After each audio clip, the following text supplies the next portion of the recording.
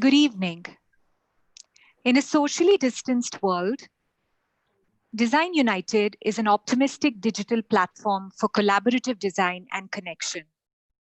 Welcome to Design United's 15th Design Conversation, a very special conversation with two inspirational Indian architecture studios, Hundred Hands and Studio Made.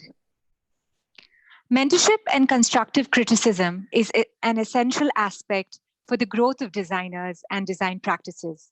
Design United started this exciting mentorship series, Design Practice, and we're very happy to have three inspirational designers and mentors sharing their experiences and their design journeys with us today.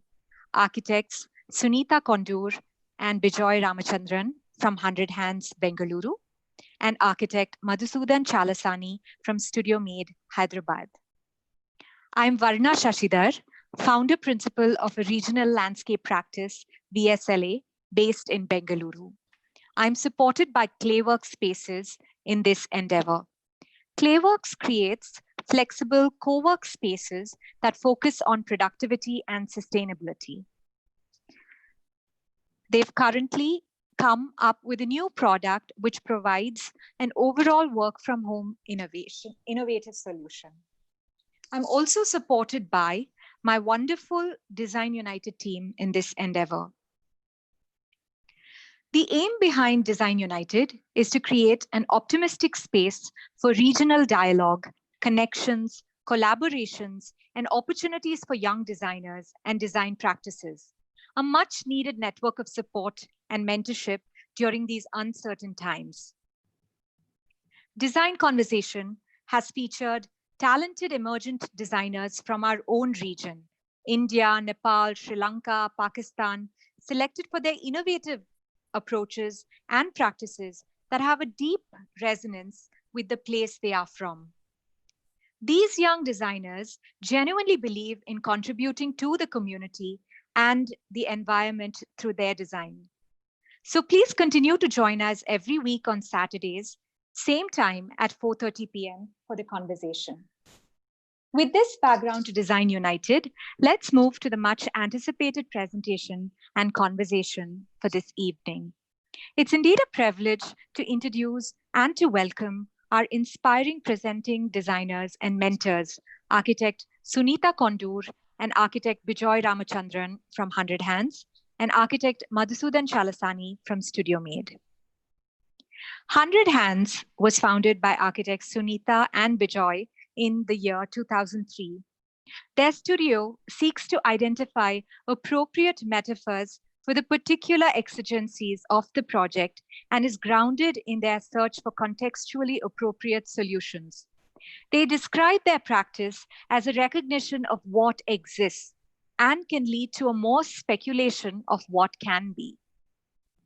Both Sunitha and Bijoy have bachelor's degrees from BMS College of Architecture, Bengaluru, and master's degrees from Massachusetts Institute of Technology, where Sunitha has been a recipient of the Aga Khan Travel Scholarship and the MIT Council for Arts grant. Bijoy is invested in pedagogy and is on the board of studies for 3 regional colleges. Both have extensive experience in design and management of large-scale housing and institutional projects. Their recent projects have been Bangalore International Center, IRA School, Neve Primary School. Personally, I've had the fortunate privilege of collaborating with Hundred Hands, Sunitha and Bijoy, and I must say they've been wonderful collaborators and mentors. Welcome, Sunitha and Bijoy. Design practice also focuses on emphasizing the diversity of approaches to design and journeys of inspiring regional designers. Our second featured studio today is Studio Made, and it's a pleasure to introduce architect Madhusudhan Chalasani, the founder principal of Studio Made, a practice that primarily focuses on international competitions and self-originated projects that engage in the public realm. Architect Madhusudhan Chalasani worked with Professor B.V. Doshi at Sangath after his master's degree and worked with renowned architects Rafael Maneo in Boston and Madrid, also with Mansilla and Tunon in Madrid, before returning to India and establishing Studio Made in the year 2007. Studio Made has won several international awards, including the Holcim Award for Sustainable Construction and the European Centre for Architecture Awards 2014. The studio's work reflects the hybrid character of its team, drawn from across India and Spain. The studio is based in Hyderabad and is currently working on an art museum in Sancheon City, South Korea, which they won through an international competition. We're thrilled to have you join us today, Madhu. Welcome to our presenting designers for today, Sunitha, Bijoy, and Madhu. We will start the presentation with architect Madhusudhan Chalasani sharing his journey with his practice, Studio Made. Thank you.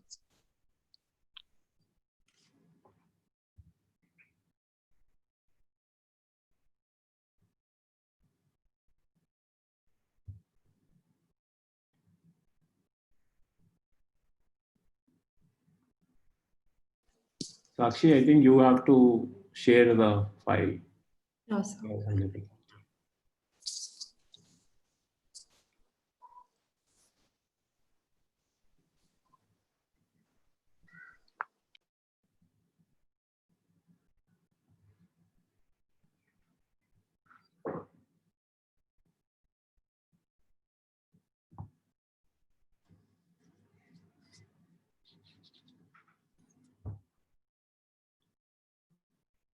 Shall I start?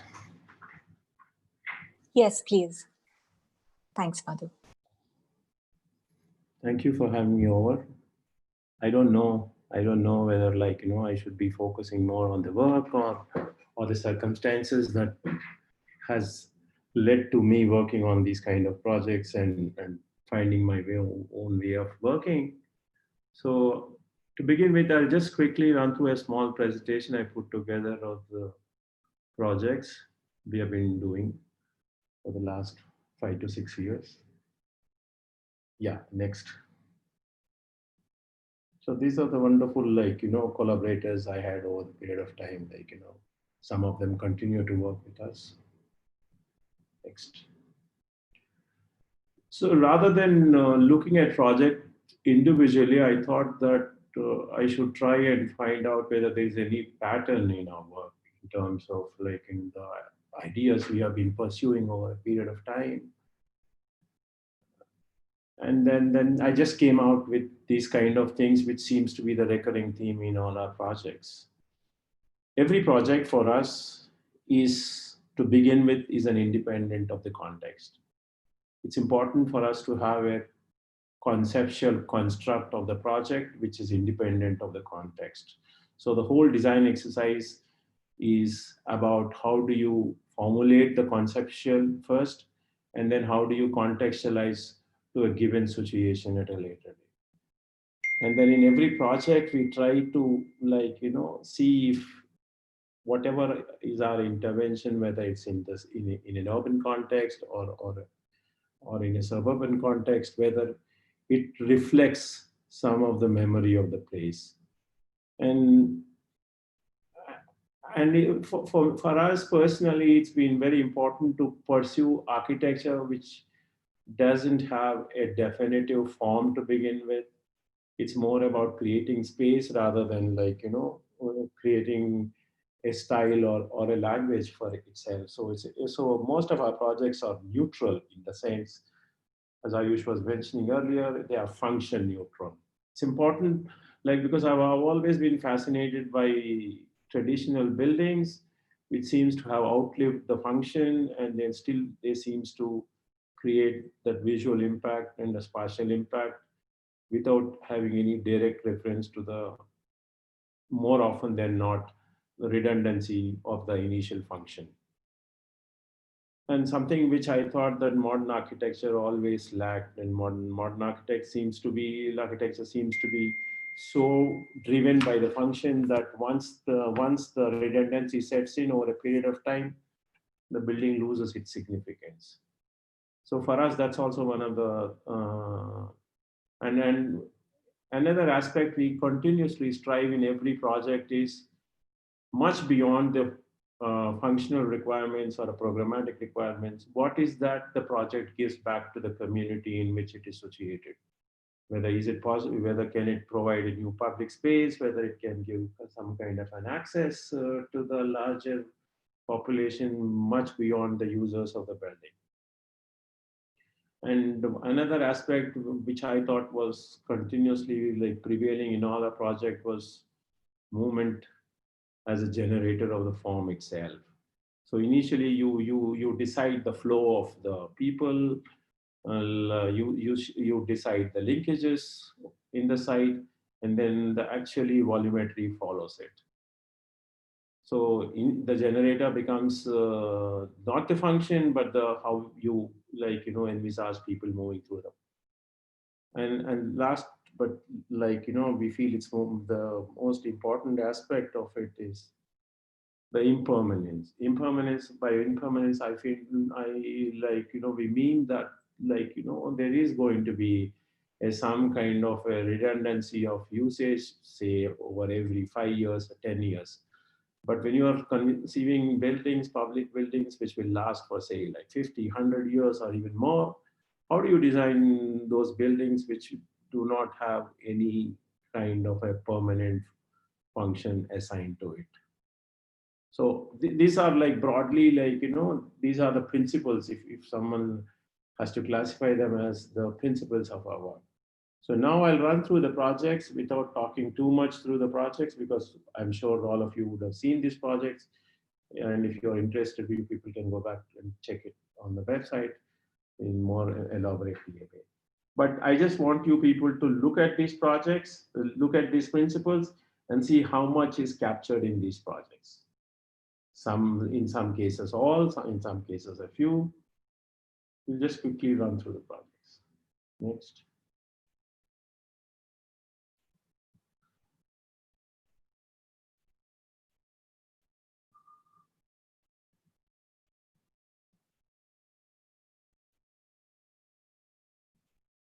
This was actually a brick decommissioned kiln in Porto, which they wanted to repurpose it. So they said, program, you can assign any program to the project, you can do whatever you want.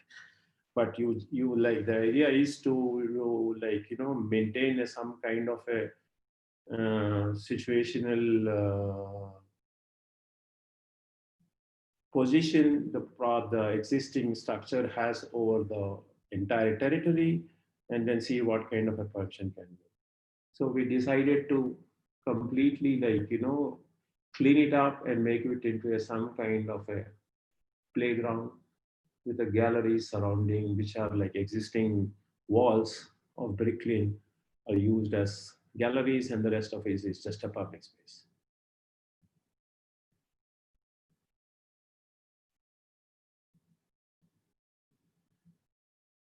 Can you go back to back? Yeah, I think this also captures the essence of it. So basically, we are creating something like a Maidan, which can transform, take different kind of functions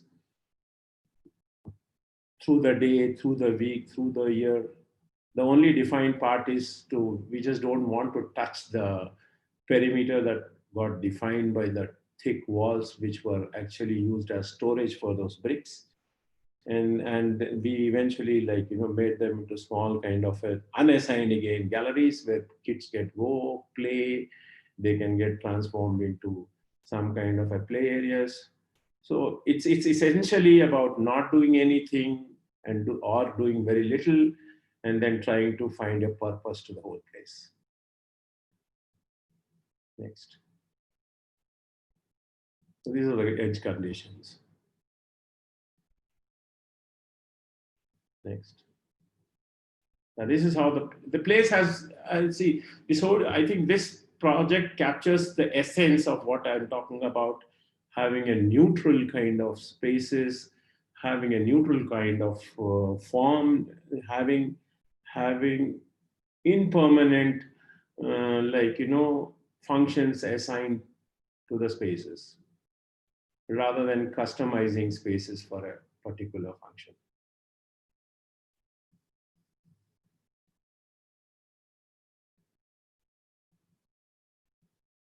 This is an international competition we won. We hope one day to do it, because at this point of time, they are stuck with acquiring the place. The city is trying to acquire from a private owner. So eventually we hope to implement this project. This is a small, like, a community center come school in Jharkhand. Here again, the challenge was there's very little population. There's hardly any development in the area, and people often migrate away from this place. So if you're creating a permanent social infrastructure, how do you prevent redundancy? A school that might work now may not be having enough students to function, say, from 2 years from now. Then how does one create infrastructure in these places which can take different uses depending on the contingencies? Next. The funny part was they told us you can choose any site in a reserve forest and build it. The only condition is I'm not supposed to cut any tree that exists on the selected site, and we cannot have any boundary or a definition to the edge of the property, because it's a continuous land, the terrain continues, so you're not supposed to create any kind of it. So it was important for us to create some kind of a self-referential object which will have its own center, and otherwise it's in a huge context. There's no reference at all, except the fact that, like, it has to have. So we tried to create a kind of a neutral kind of a structure wherein there are just 4 parallel walls, which in a way, like, are structured in such a way that all the trees are retained, and the whole and the entire superstructure is made of steel. So if in case of any functional redundancy, you can just unbolt it and take it away. Only thing you will leave it in the landscape are these laterite walls. So they can become medical camps. It can be a school one day. It can become a medical camp the next day. Like depending upon the usage, it can transform. There's nothing fixed except the fact that there is a structure, there are enclosed spaces, there are services spaces, and there are open spaces, enclosed, because you also need some kind of a semblance of security because the kids are in a forest. So other than that, like, it's a completely an open structure.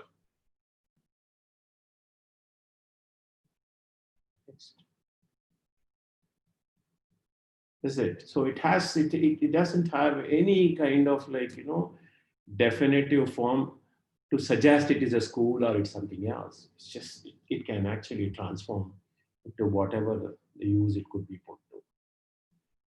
It just has covered spaces, open spaces, and the enclosed spaces. Next.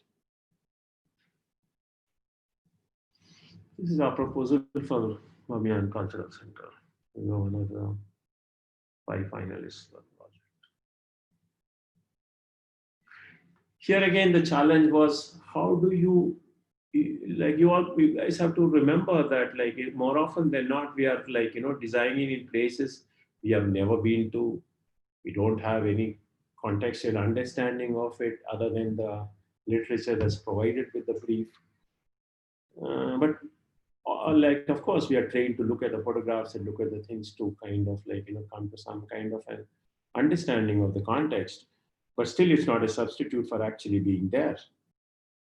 So it's such a wonderful place. Like, I was just thinking, what if we don't build anything? But the program necessitates that you have to build something. Next.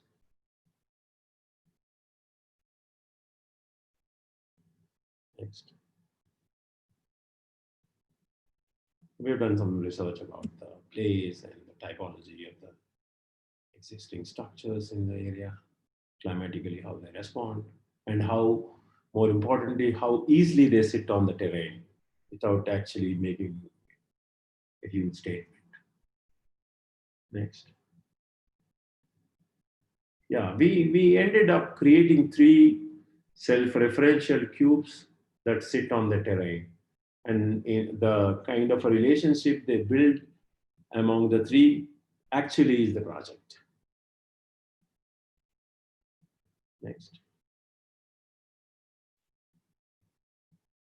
So everything is structured as a part of the movement. You enter from one place, move through the objects, you can enter this, and on all the spaces that are created are function neutral. Tomorrow, if today is a cultural center, if tomorrow if it needs to be transformed into something else, it can be done. So basically, you are creating an atmosphere and a spatial structure.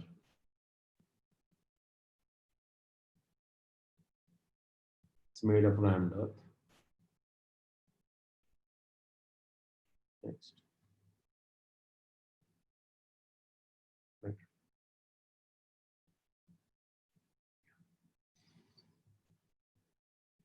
So this is, I think, one project which has actually given us the confidence to actually, believe that we can kind of start participating in international competitions and start competing with the best in the world. Next. The idea was to have an extension to the existing World Health Organization headquarters, done by a very famous architect, Bernard Shumi's father, Jean Shumi. And it's a wonderful building. If you see the building, you feel like, you are inadequate to even touch it, or even forget about adding something. You will only destroy if you add something to it. Next. So then we start researching and found out that he had made one sketch which looked at the possibility of extending the building into the landscape if there is any need for an extension in the future. Next. Next. So we ended up suggesting a building which is absolutely a non-building, doesn't compete with the original building. And then more importantly, it creates new connections to the surrounds, and the terraces become the cycling tracks and for pedestrian movement. The entire building is tucked below the ground.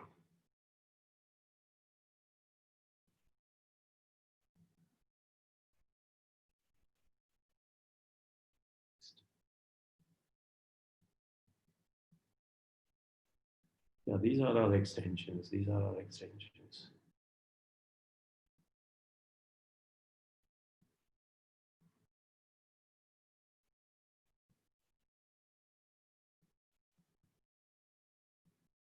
Here again, form is insignificant. Form is neutral. It doesn't shout for attention, and also it's function neutral. Tomorrow, if something else has to happen in those structures, it can happen.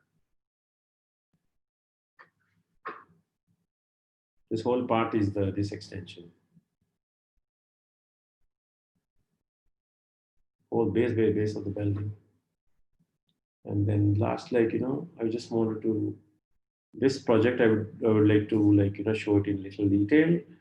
This is a project, a competition we won in Korea, and now it's under construction. Next. Yeah. So if all of us living in the cities do understand that open spaces have become such a kind of a need in those fastly built and so dense super cities, we hardly have any open spaces left. But I always carried in my mind that okay, if open space as a physical amenity is important, but it's also important as a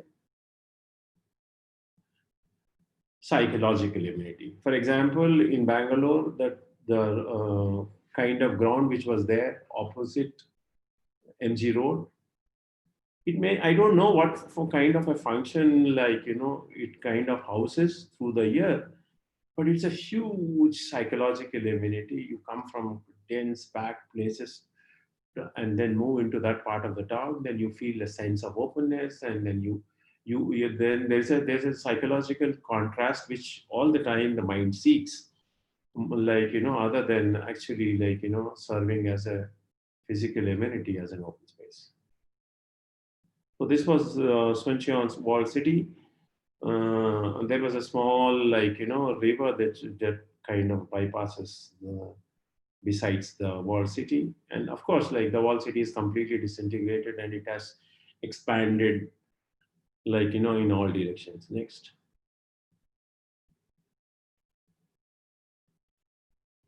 Chaksi.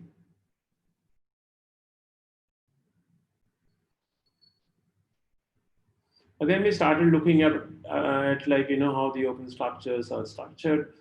You please remember, this project is not about an urban project. We made it into an urban project. They were seeking to make an art platform which includes a small museum and cultural spaces.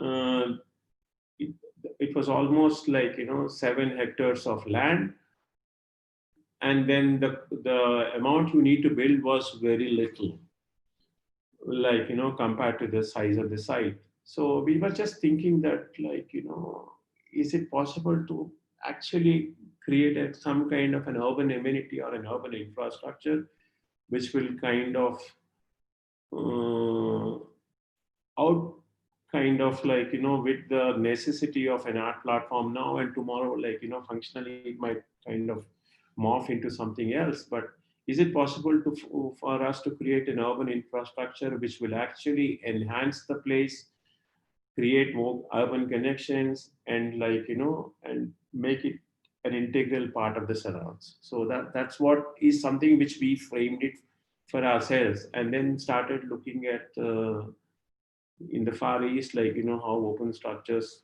usually define spaces and civic structures.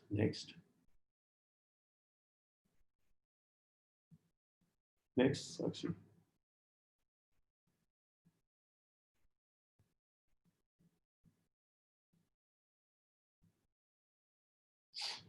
Next. Yeah. We also looked at the what happened in Europe, how the open spaces actually structured. So pre-demolition of the area was like this. It had lots of structures, existing structures dating from early 20th century. They wanted to demolish the whole space and create this civic building. That was the idea. So then when we started looking at the importance of these voids in urban areas, and if you also study the larger context of the town, we realized that creating some kind of a open space in this place will have a kind of a long-lasting effect on the city, rather than merely confining our intervention to a small building. So that led us to to look at the possibilities of making a park at the street level and create the actual program below. So wherein, though you're creating a kind of a museum and an art platform today, tomorrow, even if there's a functional redundancy and they no longer want to use it as that, it can take into some other civic activity without actually changing the role it is playing in the larger context. So the idea we came to conclusion that we will create a park at the surface level and completely sink it and create a cloister below and all the functions.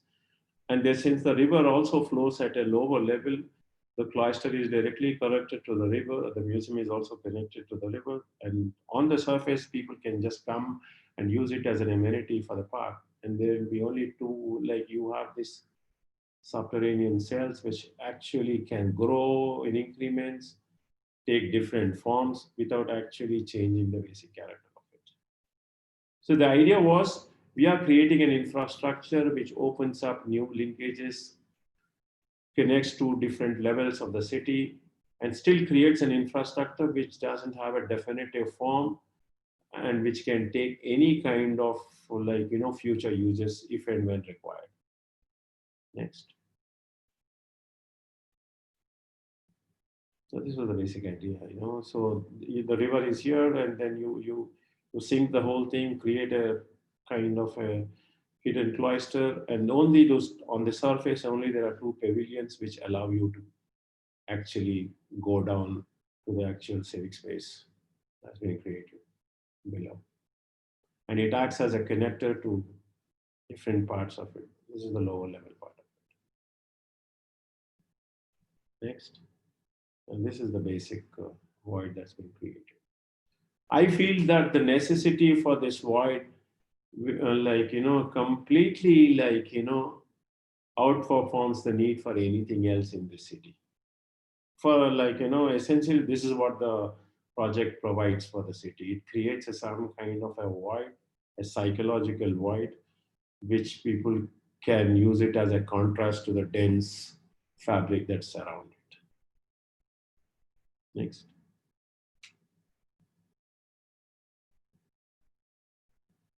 We just wanted to have plantation on the top. It's completely covered. You just only see the void. And then you have to actually discover the spaces as you go down. Next. Next.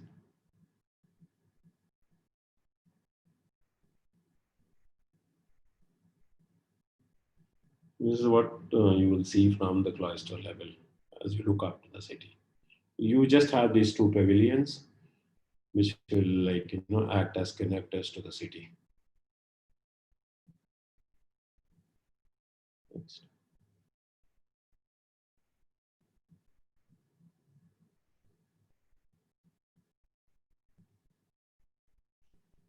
This is how the pavilion brings in light and connects the.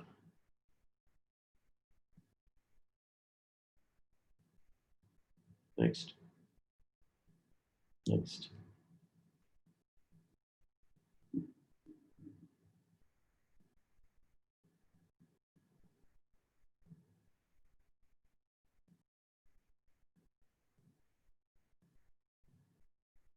Next.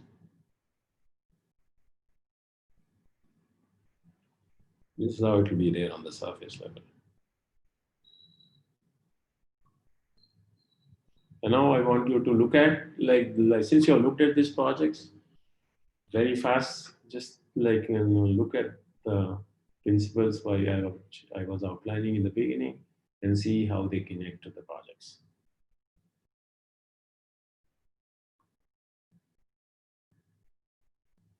Thank you. Thank you, Madhu, for sharing your brilliant projects through the lens of your practice and your continued quest to evolve a neutral or the impermanent in architecture. It was such a fascinating presentation. Thank you.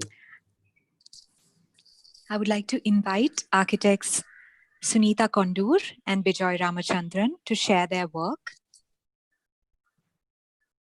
Thanks.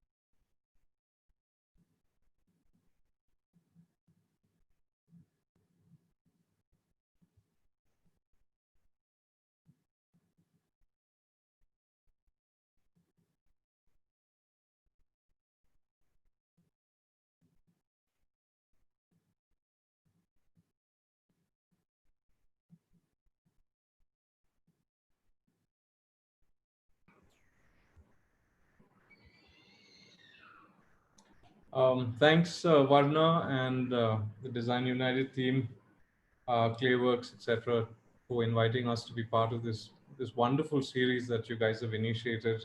Lots of really, practices that we weren't aware of, both artistic as well as architectural. And it was also wonderful to see how younger younger architects have been part of these conversations, which I think is really amazing. So congratulations on your efforts. It's really intimidating to be doing this along with Madhu, whose work in a way sort of is reaching something that we aspire to, in the sense of this kind of a deep structure. I mean, all of the things that he spoke about, this idea of going beyond program and really it's what Khan spoke about when he spoke about form, this idea of the nature of things that you ask, like he did in the Trenton bathhouse, or in the Dominican mother house. What is the nature of this space? And that wonderful project in Seoul, in Suncheon, where I'm sure that the courtyard wasn't part of the program, but then that becomes the heart of this project. Place to meet, a place for communion. So yeah, intimidating, but also inspiring to be considered in the same company. So both Suni and I are very happy to be here. Yeah. So I'll just go through very quickly because I think we're kind of running behind. I'm going to skip that. I've also sort of taken a similar stab at this, like Madhu has, rather than going through a bunch of projects. I've just sort of tried to assimilate. And of course, I've been doing a few of these lectures over the course of this lockdown and pandemic. So forgive me. I think many of you have seen all of these slides before. So please bear with me as I go through the same set of things again. But they are recurring themes in a lot of our works: meaning and memory, precedence and illusion, deep structure, context. And in context, I want to also reinforce what Madhu has just said, and the idea of senior, so community, a sort of scene producing the work. And in meaning and memory, of course, meaning, the first one, of course, is about the senses and about how images, the treachery of images, this wonderful painting by Magritte, where, we're constantly being deceived to believe that what we see is reality, when in fact we need an embodied experience of what is around us to really appreciate what it means. And so architecture too, unfortunately has now flattened out onto our screens, into our magazines, and that becomes the sense of architecture. And I think we more and more are realizing that this kind of an embodied experience is an ambition to be had in our times, in our strange times. And also the fact that meaning and memory are not sort of an abstract, that there is no rule that says that this is the way stone is to be used, or this is the way a school is to be designed, exactly like Madhu said, that we bring to bear as creative individuals, as critical practitioners, a way to read our situations, our particular situations. In Magritte's Key of Dreams, in fact, we are that key, that we look at the horse and we remember our childhood and we remember the horse park and the kulfi ice cream. And then that's the associative memory that then makes meaning for us in the world. And so even for young architects or young students to realize that really the work of architecture, the work of a critical practitioner, is to bring to bear your own understanding and your own baggage and your own prejudices into the work, and it becomes more meaningful because of that. Meaning and memory, Aalto doing exactly that in this wonderful wall in Finland, where he's remembering his vacations in Italy in the cold of winter and looking out into that blue window and into the Mediterranean sky, thinking of a much better time when it's 2 degrees Celsius. So Aalto remembering and registering his fondness for Italy as the source of both warmth but also of inspiration. And in our work, especially the residential work, which we don't do much of, Suni does a lot of them. Really, these homes are not a reflection of us; they're a reflection of the people we work with, our clients, and their memories and their sort of hopes and desires. And so this house that we did for Sanjay and Jaya, which is really about that garden and about communion and about their parties and their memory of the house that they lived in. And so it captures that essential connection which was so important to them as a family, coming as the source of this building. Also with Hima and Siddharth's house, this idea of a cottage in the hills, or the notion of a very crafted interior, something that Hima was really keen on, but reflecting also their very, very fine taste and sense of of quality. This wonderful house, a house for 1,001 nights, as we call it, a house for parties, what the Shodhan house wanted to be, where Gautam and Vinuta, they have this house where it's basically a series of places where you can host events and friends. And so terraces up on the 13th and 14th floor, surveying the city and enjoying the company of friends.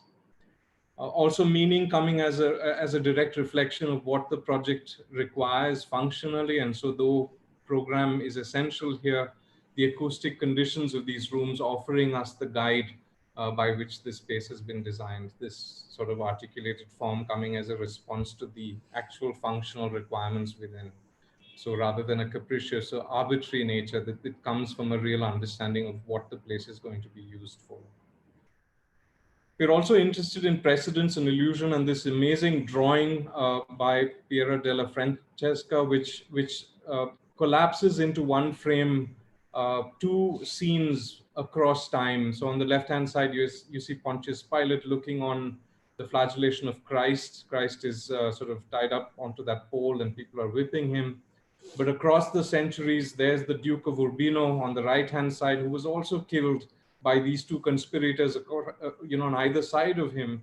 And by making that painting with these two characters, the artist is making a connection and giving credence to the Duke of Urbino as a Christ-like figure who is now needs redemption and is the sort of, the sort of symbol of justice and freedom, like Christ was, and was sort of, taken down much too early. But by collapsing these references, one is drawing meaning from these references. And so we too, through our wonderful teachers who we've had, the mentors that we've had, we stand on the shoulders of these giants in making our work and trying to find meaning in our work, that through their lessons, through their example, that we then give credence to what we want to do. And so for us, this reaching across time, to look back and to draw from the past inspiration to give meaning and credence for our work. And so apart from our teachers, of course, the world around us offers us that opportunity of sort of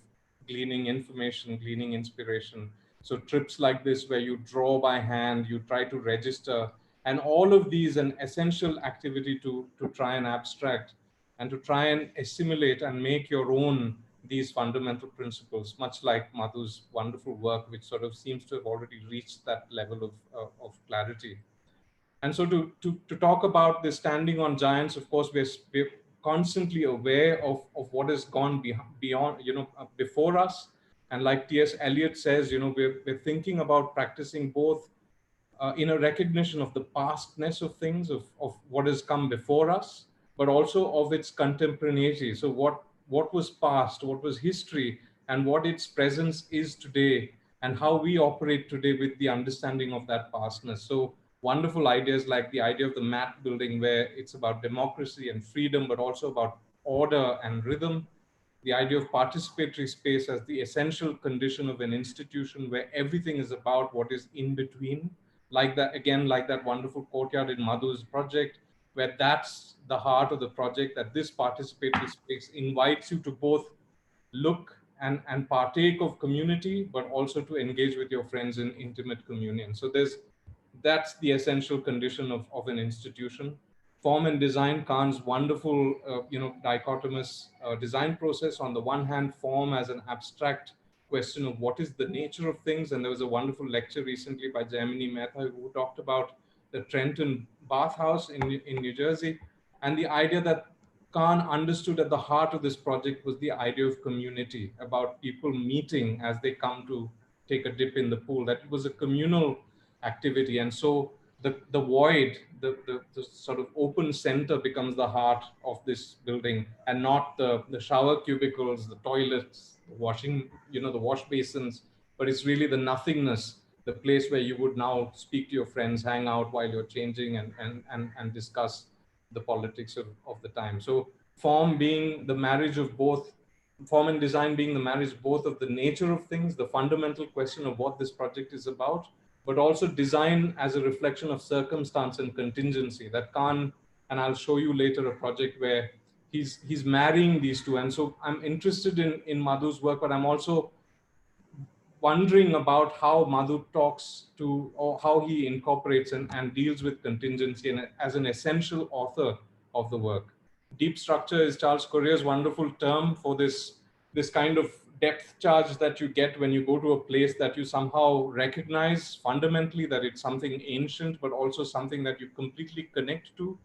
I think of IIM Bangalore as a place like that, that you go to and immediately have a sense of recognition, as if you knew this place all along. And it's some sort of a history that's been sort of brought down to you from all of our histories. The idea of going down to get water, the idea of piling up to reach the sky, that these are essential sort of endeavors that bring you back the history of all of us. And the idea of and the notion of the beautiful idea, that's a wonderful sketch by Utzon, and that lovely building in Sydney, which captures both the essential nature of the geology, the geography of that particular location, these headlands that go into the harbor, and this building as an extension of one of those headlands with the clouds hovering over.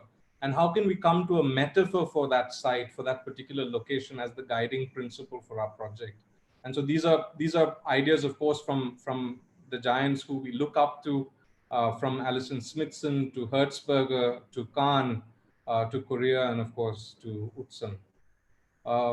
The third condition is the idea of deep structure and recognition. Just to go on what Korea was talking about, this is a wonderful project by Shilpa Gupta at the Kochi Biennale last year, or 2 years ago, and this room where 101 or 100 jailed poets, their poetry was pinned onto these spikes in this room, and these microphones hanging from the roof, which weren't microphones really, they were speakers. And as you passed by these speakers, you would hear whispered out of them these poems sort of read out in defiance of the censoring of these words. And so at once you are complicit in that engagement with this reactionary poetry, but you're also transported to another place and another time in a room with friends talking about the things that really concern you. So it's a sort of transportative sort of experience in Shilpa Gupta's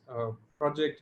And of course, all of you have seen this project, which I keep talking about because it really was a profound experience for me and remains to be the most incredible experience, going to Akbar's tomb in Sikandra, going through these magnificent gates, one after the other, all sort of gateways to heaven, and finally down a dark corridor where there's almost no light, no sensory stimuli at all, and so you're called upon to think of all of the other senses of memory and ego, and you're called upon to think of this communion with Akbar at a metaphysical level. And in that dark chamber, something sort of changes, the whole energy is different.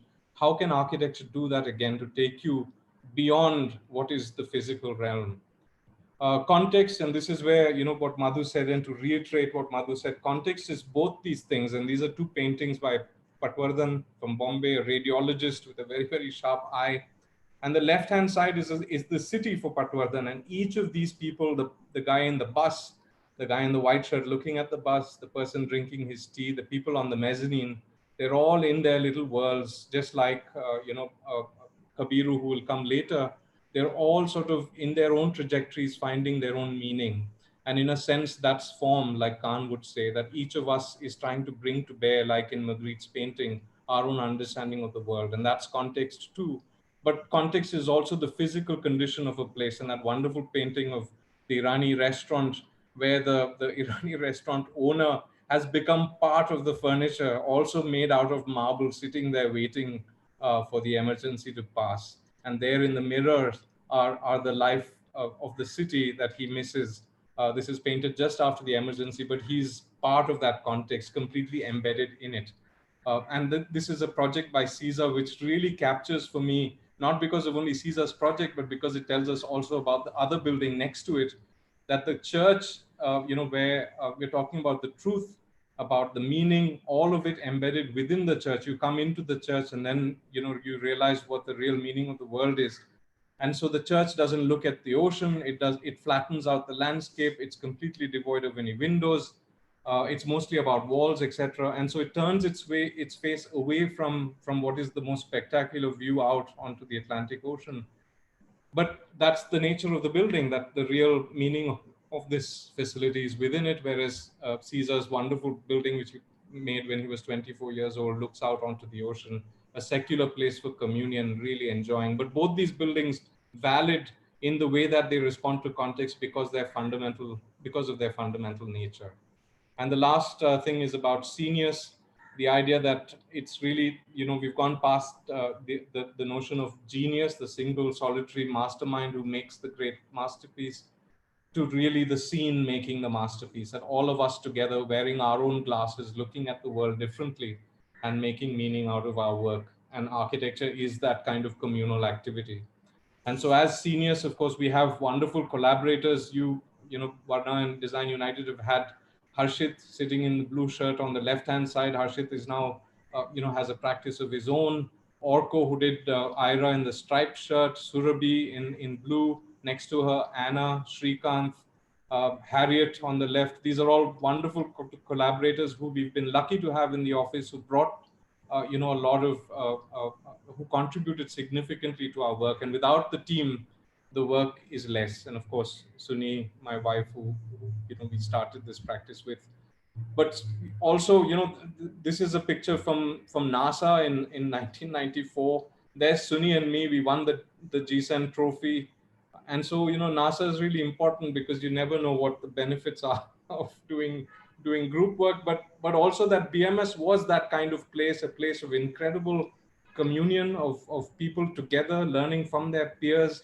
And really that set the scene for us in understanding that it wasn't really us driving the process of things, that it was really in coming together that there was more energy and more coherence in what we were doing. Vimal Jain, who's on the right-hand side, was an integral part of this group at BMS in the 90s. He passed away in 2014.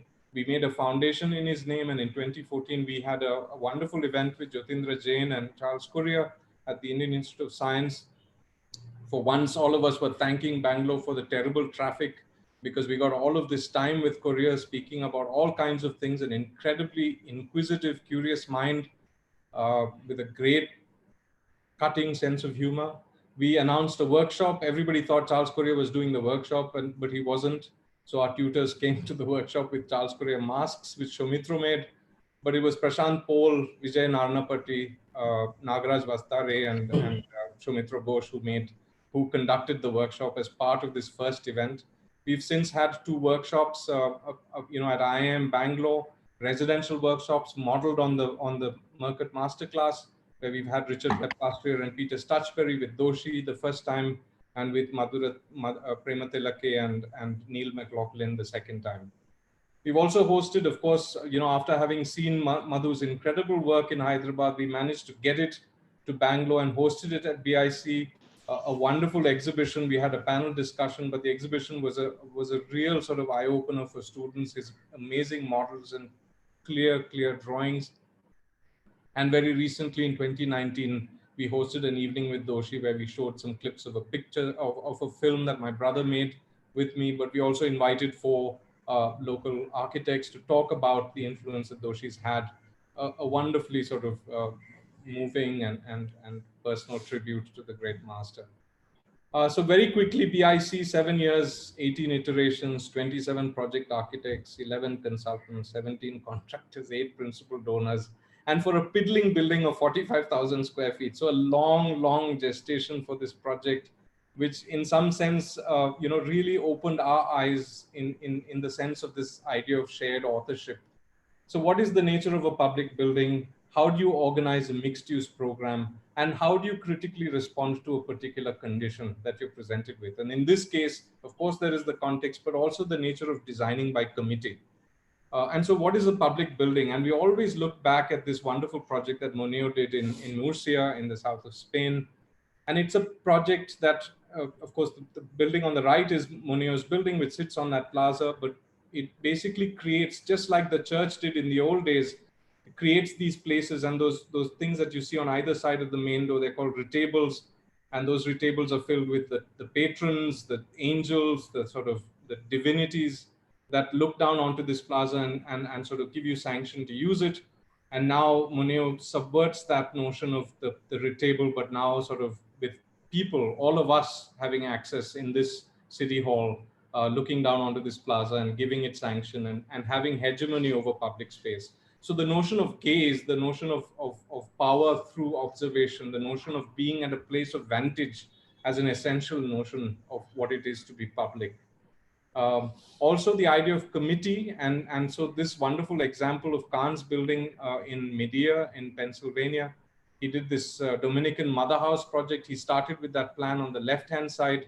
And you can see that over the course of 2 years, Khan is slowly sort of negotiating, of course, very, very tough situations with regards to the budget of the project. He's at $5 million on the left.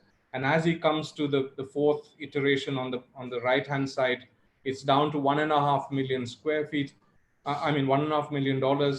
And what the drawing actually tells you is that Khan assimilates into the scheme the fundamental nature of the Dominican order, that there is no distinction like in the first scheme between the private, the spiritual, and the public, the sort of public or the communal work or the community work that the sisters did.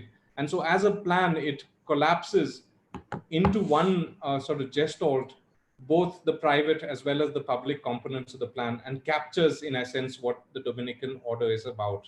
And that comes not as a master architect sort of thinking about it in isolation, but through these conversations with the client. And so the BIC is very similar. We started with this very dramatic scheme with a public plaza on the second floor. We had changes on the site, and these are the iterations of the plan. We had 18 of them. These are some of those iterations, starting with the centrally organized plan, moving to the right to the plan that's on the absolute right, which tells you how we've sort of moved the circulation and now finding a lot of public space within the building that then is the heart of the BIC. So there's diagrams which explain that, the section which tells you what the competition scheme was like, and now this, the building that we've designed, as a much richer notion of community and engagement as a result of that section. Varna worked with us on this, and so the building is completely sort of overtaken with this amazing landscape, which softens the sort of hard edges of the architecture and gives you incredible sort of vantages from within. So there's the sort of main driveway, the brick enclosure inside, the gardens from within this sort of communal space, shared space, and the terraces. I'm going to run real quick through this. And various kinds of places for, so really the heart of the building not being so much the sort of program, but all of this in-between space that BIC has really appropriated over the past year to create all kinds of events and exhibitions and storytelling, etc. I'm going to skip. I have a short film clip at the end. I think I'll skip that so that we can get to the questions. Is that okay, Sakshi? Yeah.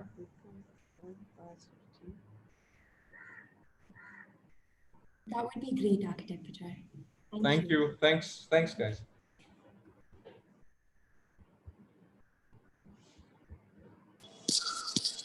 Thank you so much, Bijoy, for sharing your approach, mentors, influences, things that go beyond a traditional practice and has led to shaping your practice. Thank you very, very much for sharing this.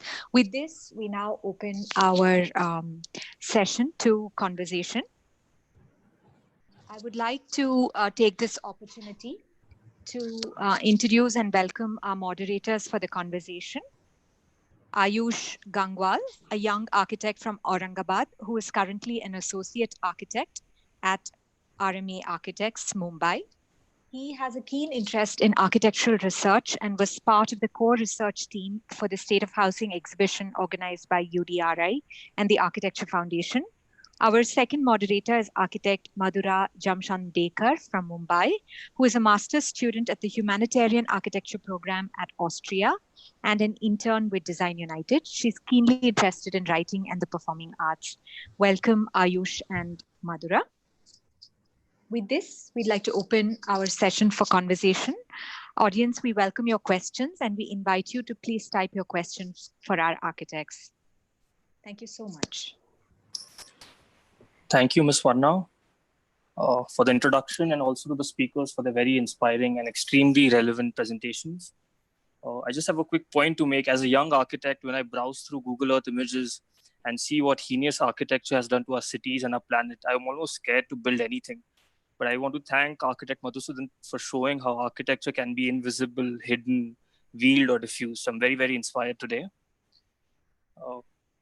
Starting with the moderation session today, we have structured in 3 larger parts. One is reflecting on the past. Second is working in the present. And third is speculating the future. And we'll have just one question on each of these headings. I just want to start with a question to both the studios. Both and all 3 of you have worked with great masters of architecture. Can you reflect upon your time and your interaction with such great mentors, and also how have these interactions shaped your practice today?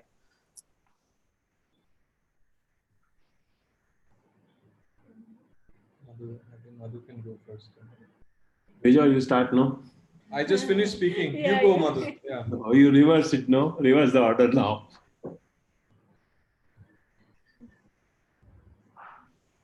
Yeah, I can start. Yeah. So I think besides all our amazing faculty in undergrad and graduate school, I think my greatest experience was working on the Houses at Sagaponic project when we were living in New York. Not very often does one get to have one-on-one design reviews with masters like Philip Johnson and Shigeru Ban or Zaha Hadid. Just the experience of working with all these immensely talented masters and very young and upcoming talent from mostly the US, but across the world. And the other benefit was being actually on the client side. You get to learn a lot more from that. So besides being highly inspired and learning about humility in what you do and stuff, it also, I think, opened up a lot of things about how you put the importance of what the client is seeing in the process of the design and how they perceive it. So you tend to also give a lot more importance to that side of being on the other side, just than being the designer for a project. So I think that was really a lot of learning that I got from.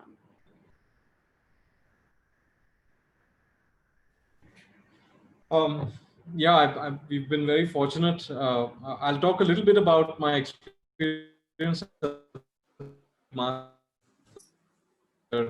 and Peter and Glenn, of course, Britt Anderson and Lindsay Johnston. Of course, we all go to the masterclass thinking of Glenn, and of course, when you go there, Glenn's wonderful, of course, but you encounter Richard, who's really a sort of sage of our time. And it's the thing about many of these great people is also that it's not so much just architecture. I mean, you just learn about life and about an approach to life, about a way to operate in the world. And that, even with Doshi, for instance, it's the time with him is really an education in sort of how you conduct yourself, with equanimity and with sort of grace. And that is hard to come by these days. I mean, your question, Ayush, about the sort of screaming voices all around us. It's tough to find people like that, who are just sort of, who have matured to a certain point, and, their wisdom and their sort of grace is something that we hope to emulate. So architecture, of course, is sort of down the ladder in a way. You're looking at these people more to sort of improve your condition and your sense of the world in a way. And some of these great masters give you that, they're not just great architects, they're just wonderful people.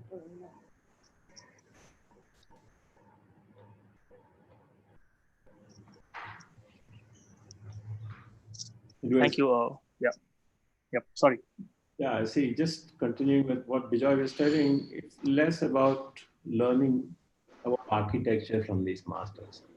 See, like, for example, when I was working with Monio, whenever I used to approach him with a question, or when I wanted to discuss whatever work I was doing, he always used to, say nothing. Honestly, he used to say nothing. You see, as someone who's seeking the feedback, I was always restless. Why is this man not saying anything? So until it reaches a stage that he has something to add to it, he will not speak. For me, it was a biggest revelation in architecture. How does one look at work when you're actually working on something? like as a student, and I think more contextually more as Indians, we always want affirmation of some kind from people around us for the work we do. So it's such an intrinsic part of us. And the more I was seeking, the lesser he was responsive to begin with. I used to wonder, what is this? And he always used to start from the primordial part of the project. Like, you always go back to the root of it. You always go back and start questioning and then he realized this man is not looking at architecture as something which one does it in a spurt of a moment, as a creative kind of an act. He was more like a scientist. He was more like someone who has accumulated knowledge over a period of time, and then he's always trying to take you back in the root and trying to show you like, oh, this is where you are, and then you figure it out now. How do you go to the next step?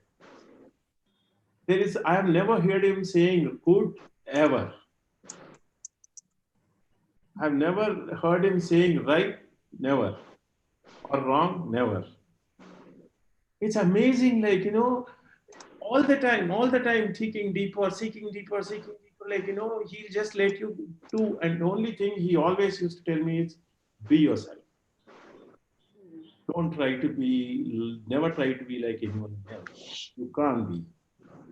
So you have to dig deep. For him, the search of architecture is about more of, like, seeking your own self, trying to, like, see, and then also parallelly looking at the discipline of architecture as a cumulative act. This is something like, which rarely in architectural school people talk about. You study history of architecture as events, but never as a discipline which has cumulatively, like just like science or any other discipline. You only add a delta, you only add a small fragment to what the knowledge that already exists. So it's basically it's an accumulation of as a discipline. For me, that was also like, and then what it does to you is to start downflowing yourself as a creator and looking at like what is that possible factors and aspects that could actually change your way of looking at a project or a design. It's absolutely nothing to do with you as a personality beginning. And to confuse the thing, then eventually you used to say the project has to reflect the personality of it. The difference between architecture and a building, if the project doesn't reflect the personality of the designer, it's not there. But it's not something which you consciously apply. It's something which you dig deep as a discipline, go back in time and find out the thread where it's left, and then you slowly build up over time. And another important thing I learned from it is a project doesn't start or doesn't end anywhere. It's a continuation. In the sense, every project is a kind of a search. It's a continuous search.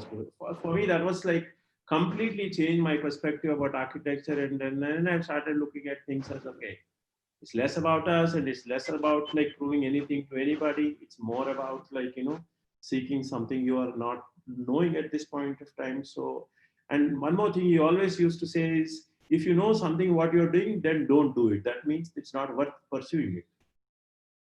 You're seeking something you don't know. And that's the idea of like, of seeking something like, deeper in every project. I think like, though I had a very good experience with Doshi in terms of energy, in terms of like, his unending passion for work, and then trying to look at things like, from all kinds of perspectives. The Monio's thing was more of a disciplinary kind of a thing. And I think as an architect, as a consciously trying to develop one's own skills and one's own understanding, I found Monio's approach to be much more pertinent and much more like, and that perhaps that's the reason why he's able to influence a generation of Spanish architects,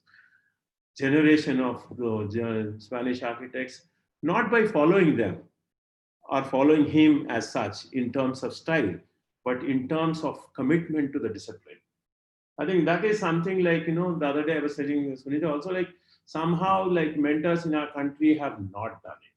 And let's not be any like, less charitable to them about this. They have not done it. They have only enriched themselves, and rarely they have shared that kind of knowledge with the associates or the people who work with them. And another aspect which I learned from him was writing about architecture for yourself is as important as drawing. Initially, I was very, very, very, very kind of like, resisting that idea of like, right. But then I realized that, okay, as long as you don't outline your intentions, then how do you actually like translate them into a kind of a thought process? So now, like after that experience of working with him, now writing is an integral part of our practice. We continuously write our intentions at every stage of the project, and then compare to what exactly we end up doing. So it's a parallel process that goes on. Someone like, is outlining the intentions, outlining, so that since it's a collaborative practice, it's important that we all are also aligned in a certain sense to a certain common aspects we all believe in. So it's important at the beginning of the project to kind of define those aspects which everybody automatically get aligned. Then they have the freedom to actually question it, like, and put across another proposal which kind of counters it. But then to begin with, you need something which becomes a starting point. Otherwise, how do you do in a group? How do you design in a group if you don't have anything common as a starting point? And that aspect I picked up from there is something which is helping our practice immensely now. Thank you. Thank you so much for sharing those very personal insights. Madhura would like to ask the second question. Madhura, please. Ayush, I would sincerely like to thank both the studios for such an inspiring talk and giving us an insight into their practice. My question is to architect Madhusudhan. Studio Made has solely based its practice on competitions. So I would like to know how these learnings from competition inform other commission projects that your studio takes up. And do you think that young architects should also include competitions as a major part, or at least like a secondary approach while they practice their architecture? Yeah, I think like, there are like, far and few, or for that matters, for most of the time, none of built projects. So there's no question of competitions informing the built work. But yes, each competition informs what we do in the next competition. It's a kind of a continuity. There's a certain kind of like, skill sets you build in every. It's no different from build project in terms of. I'm not saying build, but designing a build project. So the process is not very different. Only thing is like, you define the parameters in case of competitions, and the client defines parameters in case of build projects. Okay, you also need to have his consent to go forward, which may not be necessarily the case in terms of competitions. But otherwise, yes, every project informs the other, and then it's a continuous process. And definitely, now that we have started implementing some of the projects, definitely the skill sets you build over a period of time makes the job simpler and simpler. Definitely they help. Definitely they help. Thank you so much. I would ask Ayush to take over. This question is to actually all of you. It's what do you imagine the role of the architect in the future society? And all of you have either taught or have been a part of some board member of some design studies or part of architectural education. So how do you think the current architectural pedagogy has to respond to that future role of the architect?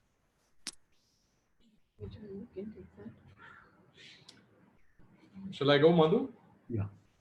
Because I have an answer. No, I don't. I'm just kidding.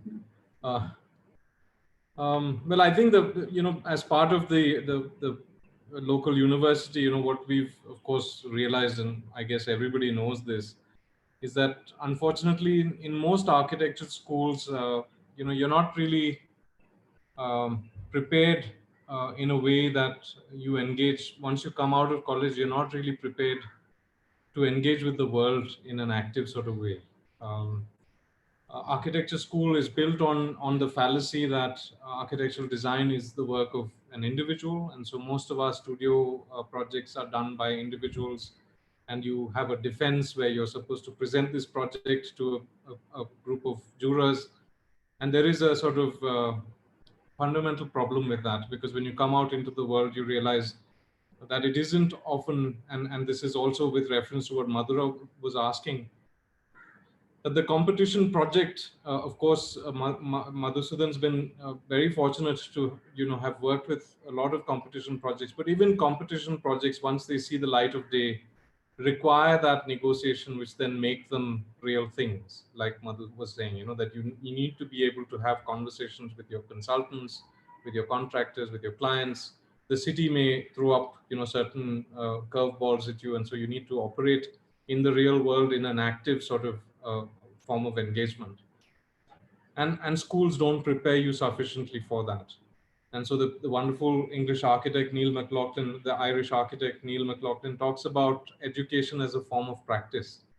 That if we can, in a way, not in the sense that you would just provide skills or you would make architectural education a skill sort of development project, but that you will locate or you will make architectural education or the academic space a space which is a kind of simulacrum of the real world, where you're working often in large teams, you're responding to all kinds of stimuli, and so it's really about thinking on your feet, about assimilating information quickly, about actively engaging with that condition, and in the kind of roles that you are strong in sort of doing. So the other fallacy that the architectural education or the architectural school sort of propagate is that the great student is the great designer, that somehow the guy who tops the studio project, is the guy who, or the girl who sort of is the superstar of the college. And there are many others who, like Madhu was saying, who write very well, who have incredible sort of abilities with numbers, who are really great, people who can manage things, in large groups, who are great collaborators. None of these other skills are really recognized in architecture school, and you don't have an environment where those particular skills can be sort of, sort of taken up and improved on. And so these two conditions, this idea of a collaborative space, that academic space needs to now sort of really focus, because I think the future, and one never knows, but I think the way things are going, the notion that you would be working with a lot of people in sort of coming into the world, or engaging with the world, and the notion that it may not be just as a designer that your role needs to sort of that you're really required to operate at many other levels as well, and there may be other strengths that you never sort of even knew you had, because the architectural education, the environment didn't really give you that space. So I think these two conditions are the things that I think need to sort of fundamentally change in colleges. Thank you. Architect Madhusudhan, I have another question for you, and you can answer both of them together. And after this, we'll take the audience questions. Okay. The idea of detaching architecture with its program in many of your projects, like the Art Platform project or the Walled Oasis, amongst others, not only allows for repurposing and recycling of the built form, but also questions the way architecture is currently practiced. Rahul also often speaks about how any future infrastructure cannot be monofunctional and should inherently be capable of taking various forms and programs. Does this hint towards a new architectural paradigm, and how important is it in your opinion? I don't know whether it will be a new architectural paradigm, but if you can create structures which, as Rahul was saying, that go beyond the monofunction, it will be good. But it's not necessarily one can do this at all scales, in all situations. Yes, in public projects, yes. In public projects, yes. But if somebody gives you a commission of a house, I cannot tell that, okay, I will do something function neutral, and then which can, like, future generations can adopt. Obviously not. He's like, he's looking at something. So it depends upon the project. I think the biggest problem the architecture as a profession we face in our country is our canvas is shrunk to making houses, making interiors, making farmhouses. So the typology to which we seems to work towards seems to be diminishing by the day. So unless we broaden our scope, I don't know how one do it. I have failed it miserably myself trying to do projects. When I came here, I thought I'll do only public projects, but I couldn't find one also till date. So I don't know how public projects get commissioned here, who commissions them and what are the criteria behind it, nobody knows. So as long as we don't somehow, as we move into the future, if we don't broaden our canvas and start doing projects which give you more scope to try out, these aspects doing neutral buildings, new build an infrastructure which can adapt over a period of time, it's not hardly a proposition possible in the limited canvas of the work people do. If you're doing a farmhouse, or if you're doing a fancy hotel, or if you're doing something in an urban setup, it's very difficult to talk about to the client about these broader issues. This is possible only in public projects which will have a prospect of, say, 100 years or like 150 years of lifetime. And most importantly, nobody actually owns it. It's very important when a project is not owned by an individual, the way he looks at project is inherently very different from when somebody is paying from his pocket. That's the reason why I feel I always admire people who do these houses. Sunitha, I don't know how you manage, because they are so particular about what they want, and that particular might keep changing every day from one family member to the other. It's impossible to actually come to some kind of a basic conclusion and start designing it, because you are continuously catering to their needs and their demands, and which somehow as a way out, I have to confess, the path I have chosen to practice is not something out of choice. I have not found any better way to penetrate and get clients and do architecture. So then I thought, okay, the only assumption I came with was that I will do only public buildings. And then I realized that there are no public buildings to be designed, even if they are I am nowhere going to get anywhere near them. So then I have this whole competition route came about as a default. Then I thought, okay, how do I still engage mentally? So seriously, I never thought of building. I never thought of ever making a project outside the country. I just thought I needed something mentally to keep myself engaged, because I don't want to lose that idealism of trying to do public projects only and do things on my terms, and do projects which gives a scope of what architecture could be broadcasted to larger audience. I thought unless we do those projects, the impact of architecture can never be this. What is the point in doing a house that be beautiful house in the world, but then it makes nothing, it doesn't have any impact on the people otherwise, other than the users of the building. So this is what I thought was very different in Spain, where a Monio was competing to get projects. Every architect does, even after getting a pitch card, he is competing and losing competitions. You can't imagine something like that in India. So I just thought that, okay, it's the fairest way one can compete, and then always the best, relatively the better ones get selected. So I thought I should pursue that. And when I came here, what I was in for a shock. Then neither there was a competition. If there is one, it's already given to somebody. It's a competition is a sham. Here they just run the process and waste our time and resources. So you asked me a question in the beginning, whether I recommend anybody this process unless they also go through this default route. No, I don't know. Maybe they can do some competitions and also do some projects, but exclusively working on the competition is taking a suicidal route. Thank you. Madhura? Thank you so much. Now, I'm going to thank all the attendees for their input. However, due to time crunch, we are only going to take one question, but all the other questions will be posted on Instagram, so don't forget to check it out. I have one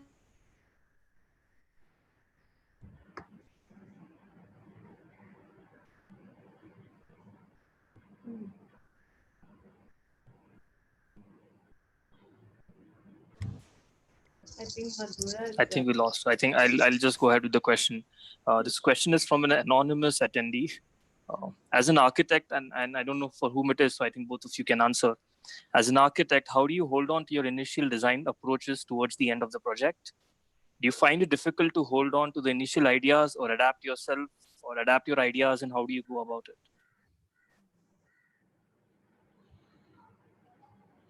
I think in my case it's much easier because I'm not answerable to anybody while doing the whole process. So in all cases our objective is to hold on to the initial impulse, initial ideas. But I think Bijoy might have a different take on this. Well, I think I don't know what. Of course, we have this romance, and we're part of a book that's coming out soon, which celebrates the unbuilt work. And somehow there is this romance that if only architects were left to themselves, that we would have amazing architecture all over the world. That if clients just allowed architects to do their work, that's and it's really the clients and the consultants and those idiot contractors who compromise our work. And I think that's a fundamental problem. I think to get into practice and to believe that is to have no hope at all. To be absolutely pessimistic about the process. And the great sort of eye opener for me was this wonderful book that Michael Merrill released on Khan's Dominican Mother House. And it takes 2 years, and I showed you some images of it. But it takes 2 years for Khan to assimilate the information that the client is telling him about the budget. He's understanding the site over the course of those 2 years. He's understanding the core nature of the Dominican order across those 2 years. Khan doesn't come to it with a diagram that is in a way correct, that captures essentially what the project is about, because the initial diagram and the final project are nothing like each other. And that comes through this process of assimilating information. Of course, Khan is the great master. He assimilates this information and is coming to a profound and sublime conclusion. That's not true for most of us architects, but that is also not to discount the value of the client's information, the value of understanding the site. And sometimes we don't get that when we first meet the client. We don't understand what his ambitions are. And it is, Khan used to say that, unlike Giotto, the great artist, we can't draw our cannons with square wheels, we have to make them round. Giotto talks about square wheels because he says that war is futile. And so he's making a political comment out of it.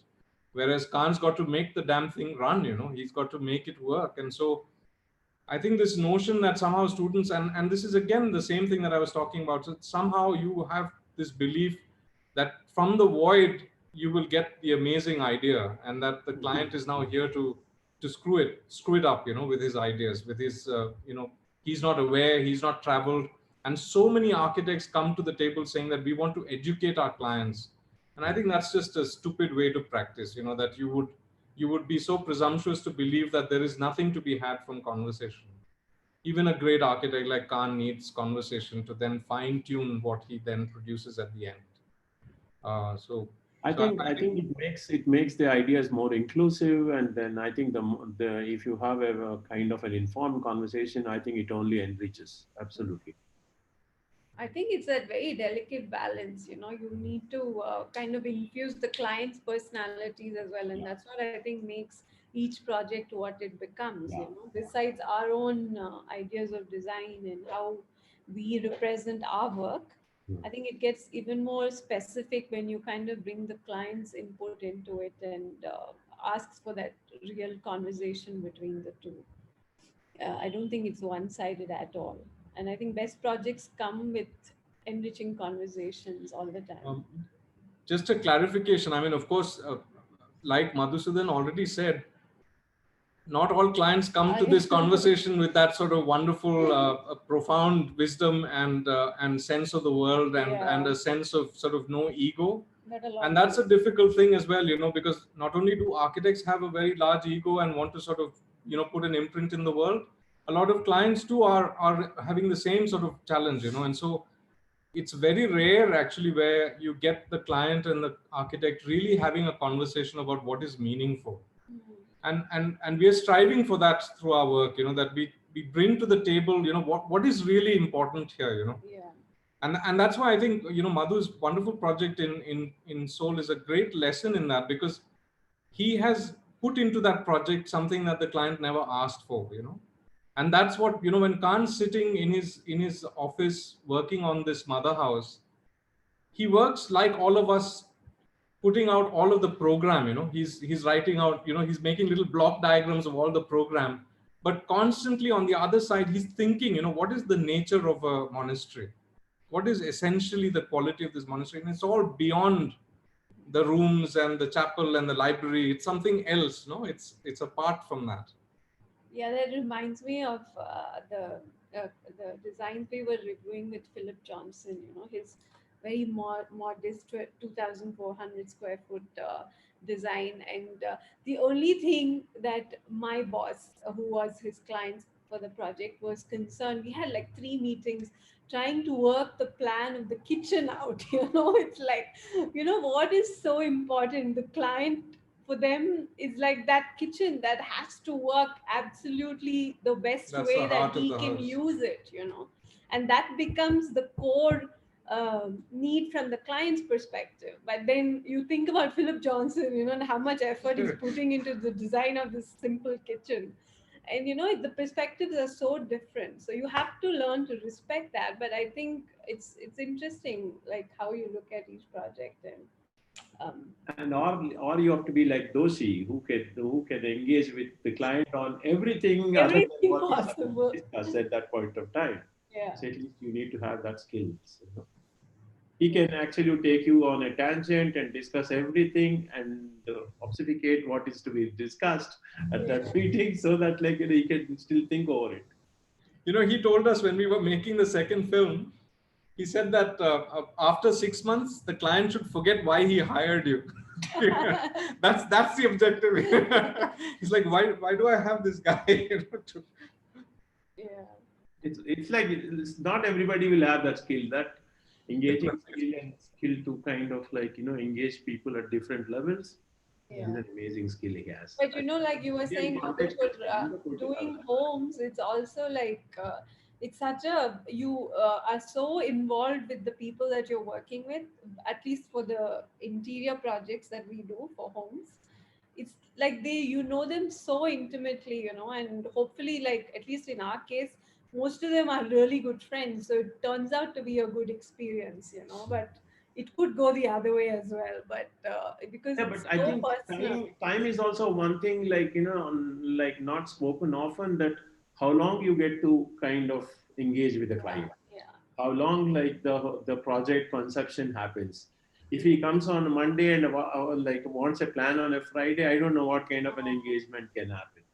So it's also important that the timelines and how do you actually make the client work to each architect also has their own rhythm of work. Sometimes some people can work fast, some people take a lot of time to put pencil to paper, and some people never put pencil to paper unless it's finalized in some sense in their minds. So it's very difficult to offer any kind of one way of doing it. I think each one of us have to figure it out depending on the client, depending on the situation. And the best advice is never listen to anybody. Find your own way. Find your own path. Yeah. Thank you so much. I'm sure we all have learned a lot today. Over to Ms. Varna and Kavindu. Thanks, Bijoy and Sunitha, 100 Hands, for sharing your wonderful approach that is extremely collaborative. The value of mentors to you, your practice, for sharing your beautiful architecture. Thanks to Madhu, Studio Mate, for pushing boundaries in architecture through your incredible work. More importantly, to all three incredible architects for sharing your personal insights, stories, experiences that have shaped your work and practice. It's just been so inspiring. We don't want it to end. I would like to ask Kavindu from I would also like to thank our wonderful moderators for this evening, Ayush and Madhura. Thank you for the audience for sharing your questions, and also ClayWorks and DU team. Kavindu from the Design United team will share the upcoming events. Thanks again. Have a lovely evening.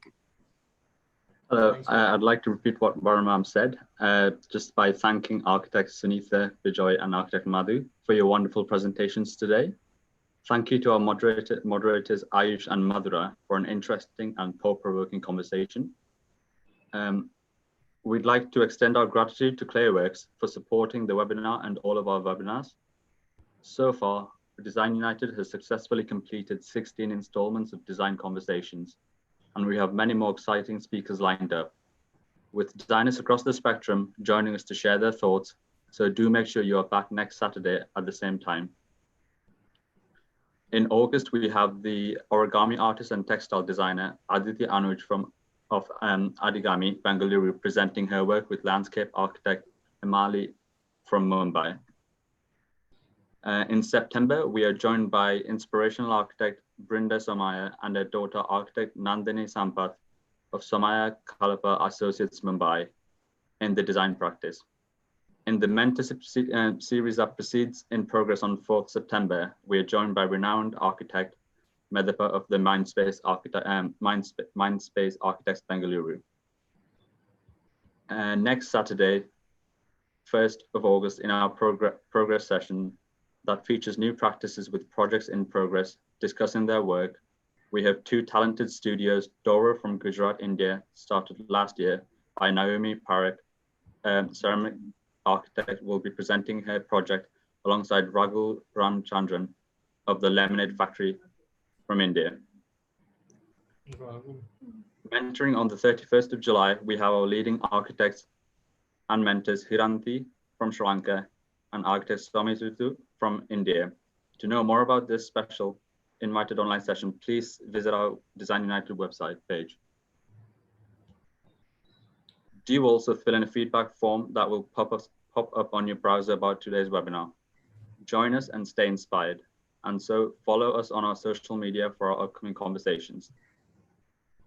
Until next time, thank you, stay safe and take care.